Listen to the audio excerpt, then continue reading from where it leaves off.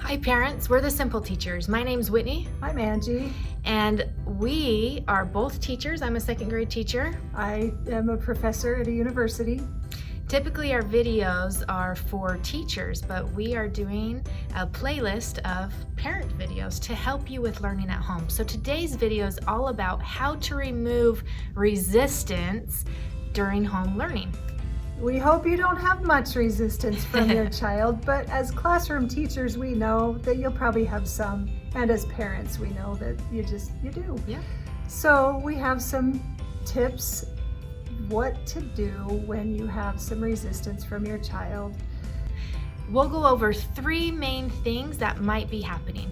Maybe they just can't do it, it's too hard.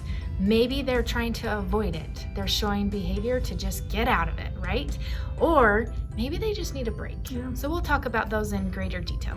Yeah, those are really three big causes of resistance to getting things done.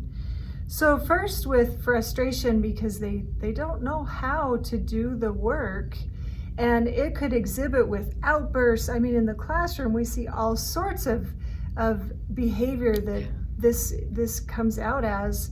One thing that you can remember is that just explaining a task very clearly can help with this. So we calmly explain the task. We can break a task down. One step at a time, one step at a time. I could do one piece and then have them do one. So I do one, you do one, Exactly. I do one, you do one. So it gives what we call modeling. That's a really great thing for you as a parent to do. Sometimes we can find tools online for things. Yeah, or maybe they draw out a number line for them if you're doing math, or whatever your learning activity is, find a tool that might be helpful. Maybe they need some extra support.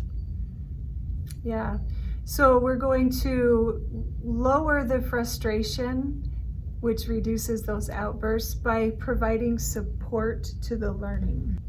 Great.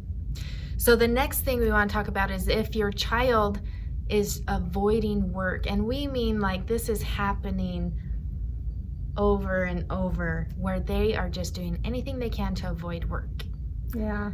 You might be seeing behavior that's consistent of, I just can't do it, or I'm tired. What could be some other things they might be saying? They won't get out of bed, or won't get off the couch, or they won't come to their learning area.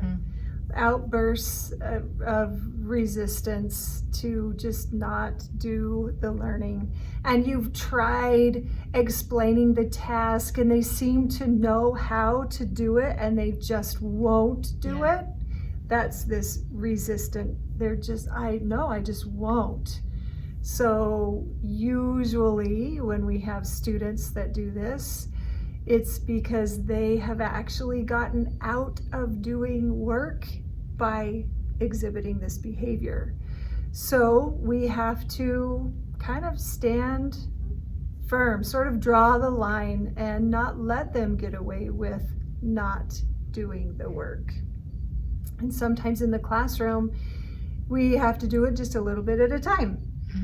Yeah. So do this one, and when they get it done, thank you. Okay, let's do this next one now. Yeah. So you break it down into smaller pieces for them. And when they do start to do it, recognize that positively. Give them some good positive feedback. Thank you for doing that. Yeah. I really appreciated it. Look how hard you worked. Yeah. Say positive things to them. And we have a good motivational video that you'll want to go check out if you need some good positive language. Yeah. Motivating those unmotivated learners is really important. And also make sure that you are consistent. Don't give in and continue not giving in. So every day you're going to not give in. Otherwise, once you give in, you're starting back over again at the beginning. Exactly. And I'm just thinking as a teacher perspective, if a teacher says something to our students, we have to follow through, because if we don't, next time the student would be thinking, does Mrs. Garrett really mean what she says or not? I'm gonna I'm going to play around with that and Yeah. not do it because last time I didn't follow through with that. So the same thing applies at home. Yeah. You have to be consistent. You have to follow through. So when you say, okay, we're going to work until we get this entire page done, that might be setting them up for failure and you've lost, they're not going to try. So break it down smaller. Okay, I need you to do 2. Yeah. And then praise. Mm-hmm. And then, all right, well, you did so well with that. Let's do 2 more. I know you can. Yeah. And then just baby steps, but make sure that what you say, you follow through with. Absolutely. Every day, every day. Great. And the last way to try to remove that resistance is make sure we're building in breaks. Yeah. So at home, they might be resisting because they're dreading that, oh, I just don't want to sit there for that long and do this assignment. Build in breaks so they look forward to a positive experience. Yeah. Even a lot of schools have something special on Fridays. Still have something special on Fridays. Have an outing that they look forward to. I don't know, maybe something special that your family does. So still have those big things that we can look forward to for them. Absolutely. And very last, stay calm. Try not to let the stress of this get you emotional about it. Your students, our students, your children will push you, and make sure that you stay calm and you're relaxed, and they'll be relaxed and they'll stay calm. That is probably one of the best tips we can give. Take some deep breaths, leave the room if you have to, and come back when you're calm if needed.